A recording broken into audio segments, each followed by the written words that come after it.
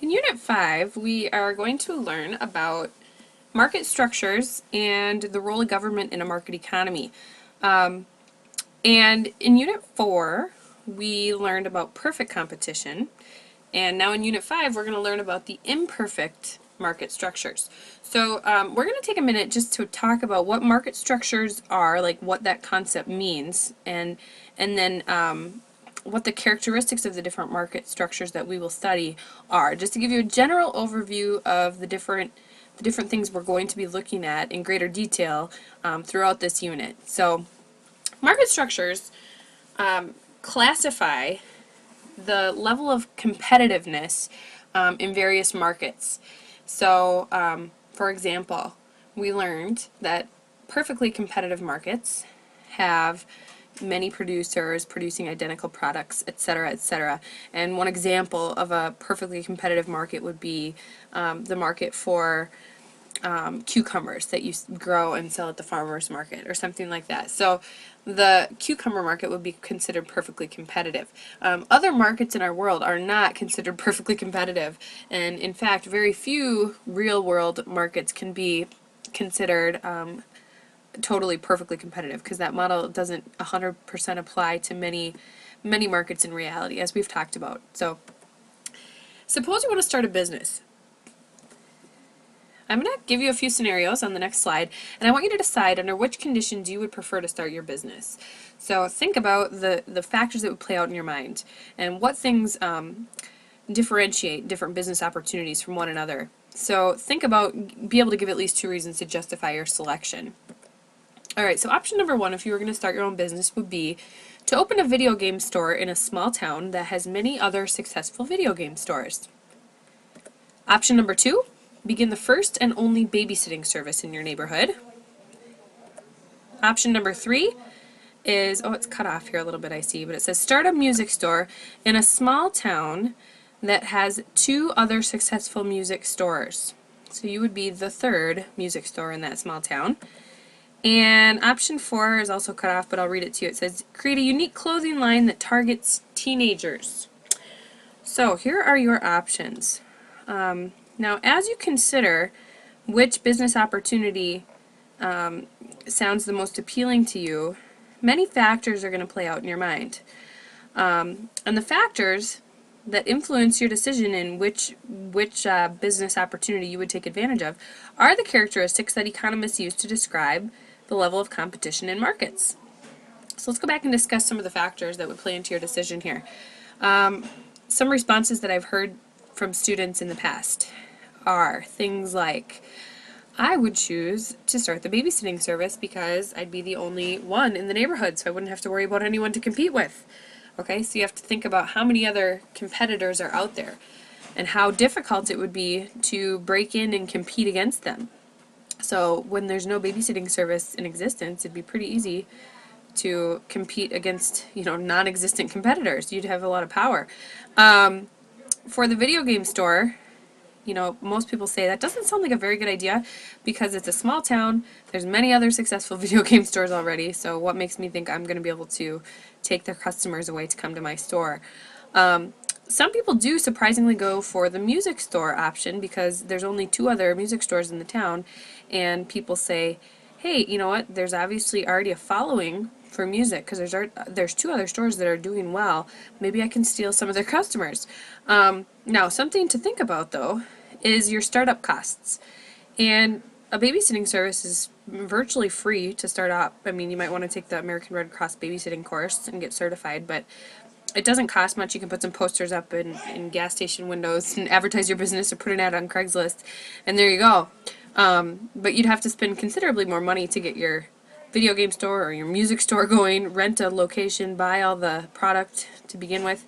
Some people go for the clothing line because it's something that wouldn't necessarily cost a lot to start up and does have the potential to grow into something larger. So again, many characteristics are going to play into your decision. And businesses behave differently depending on the type of market structure in which they operate. So let's go ahead and categorize some of these market characteristics and apply them to the market structures. First of all, the number of firms or the number of producers or businesses in the industry is going to matter. Okay, how many firms or businesses produce this type of product? For example, some people said I would open the babysitting service because there's nobody else doing it. So you'd be the only one. There isn't anybody else to compete against in your town. On a larger scale, if you were competing against, a national economy or an international economy, now we live in a global economy. As you go into business, you have to think about things like, how much access do people have to companies that aren't in my direct area? So how many producers are out that I'm competing against? Is it one or two? Is it many? Is it a whole bunch? So many that I can't even count? That's gonna matter. Characteristic number 2 is the type of product. So do all competing firms make products that are essentially the same, or are they specialized? We have learned that in perfectly competitive markets, the products are all identical, 100% identical commodities. There is no difference. But in some market structures, products are specialized. So even though it's the same general product, there will be differences that make them unique. Barriers to entry. How easy is it for a firm to enter the market? So think about some of those things like startup costs, how much competition there already is out there, and how hard it would be to compete against that competition that's there, how powerful the competitors are, how much market power they already hold. And price setting power. How much control does a firm have over the selling price of a product? Are you going to enter an industry where you have to take the given market price, or would you rather go into business selling something that gives you the power to just determine the price that you want to charge to people? And you're only going to be able to do that if you have some market power. And the last characteristic is non-price competition. The use of product differentiation and advertising to increase sales. So non-price competition includes anything a company does other than changing the price of their product to try to get people to purchase their good or service that they're selling. So non-price competition would be things like advertising, offering customer loyalty incentive programs like buy 9 cups of coffee, get the 10th free, or having a good location on a busy street. That'd be a non-price advantage. Things like that. Okay, so the first market structure that we compare the rest to is perfect competition, and we've already learned about this one in Unit 4. Perfect competition is the most competitive, with many producers offering identical products.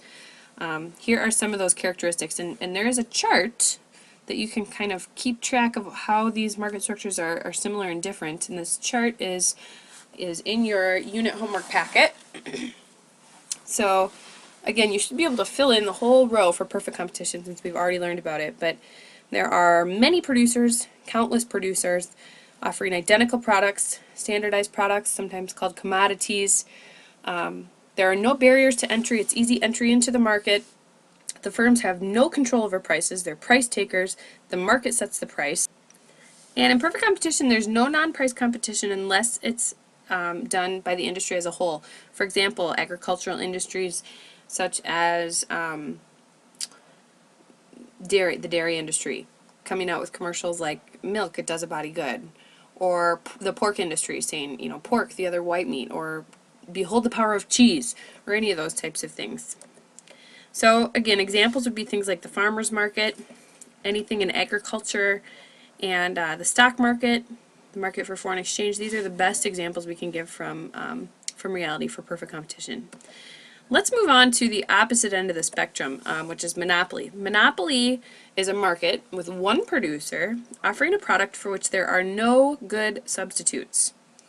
Examples include the water, power, and cable TV industries, and we'll talk about those a little bit more in a moment here. So, as you can see on our spectrum here, perfect competition's at one end, monopoly is at the opposite end, with only one producer instead of countless producers, offering a unique product with no close substitutes. It's not the same as or different from others in the industry. It's the only one in the industry. In perfect competition, there is easy entry and exit into and out of the market, but with monopoly, market entry is virtually blocked. That's the definition of a monopoly. You're the only one. So the barriers to entry would be extremely, extremely high, and if you were able to overcome those, the market would not be a monopoly anymore. And for price setting power, the monopolist is going to have substantial control over prices. They're going to be what we call a price maker because they don't have any competition to worry about. They still have to adhere to the law of demand, but they have significant price setting power, whereas a perfect competitor has no price setting power. So again, we're at the opposite end of the spectrum, And with monopolists, there's typically not a lot of non-price competition because they don't have to worry about competing against anybody. Now, sometimes they'll advertise because they just want to increase demand for their product, but that's about it. So some examples of monopoly in reality are water, cable TV, other public utilities are what we call natural monopolies, and we'll talk more about those when we learn more about monopoly in greater detail. And prescription drugs are examples of companies that hold a monopoly power for a certain period of time while they're the only company that's allowed to produce a certain thing because they have a patent. Alright, back to filling in the gaps here. Monopolistic competition lies at the more competitive end of the spectrum, so it's more like perfect competition than it is like monopoly. It's a market with many producers offering similar but slightly different products, and examples include the shoe, clothing, and restaurant industries. So here we see the characteristics. So like we said, there's many producers, not as many as in a perfectly competitive industry, but still a whole bunch, more than we can count. Differentiated products, so the products are not exactly identical. You can tell, you know, what company produced it. There are some differences. There are some barriers to entry, but it's still relatively easy to enter the industry. And the producers have a little bit of control over prices because their products are differentiated. So because they are slightly different, they can charge a little bit more and try to convince customers that their product's a little bit better because it's a little bit different. There is some non-price competition in monopolistically competitive markets. So some examples would be clothing, fast food, and other restaurants and bars. Really anything in the service industry, places you get your hair cut, places you get your nails done, places you can get massages. We see monopolistic competition in the world around us all the time. The thing to remember is that the producers, there are countless producers, and none of them have, you know, so much power that they can influence the entire market by themselves. Now this confuses people because we use the example of fast food, and some people say, well, McDonald's is a huge company. And when we're using the example of McDonald's versus Burger King here, we're thinking about each individual franchise being its own firm, not the whole corporation altogether. So, all right, the last market structure that we need to go over is oligopoly. Oligopoly is at the less competitive end of the spectrum. It's a market with only a few producers that offer similar or identical products. So it can be either. And examples include the soft drink, aircraft, and auto industries. So let's talk about how oligopoly is different than monopolistic competition. Oligopoly has few producers that matter. So think market share. There's only a few producers that really have a lot of power in the industry and that people are going to recognize the names of. Okay, so let's say we're talking about the soft drink industry. There are probably thousands of soft drink producers in the world, but the two soft drink producers that everybody recognizes and the two soft drink producers that have power would be Pepsi and Coke, because they control the majority of the market. Like we said, the products can be standardized or differentiated.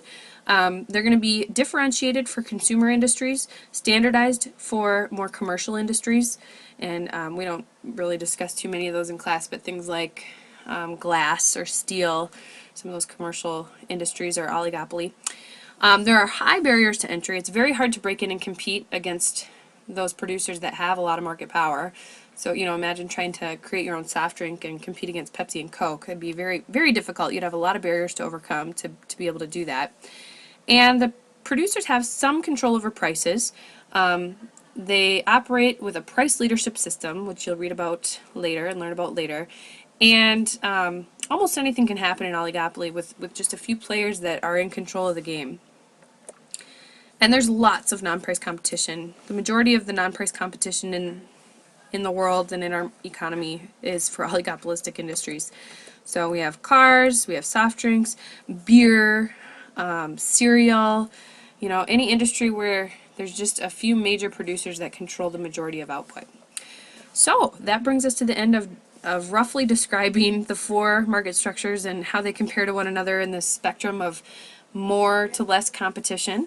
And as we go through the unit, we'll go into much greater detail about each market structure individually.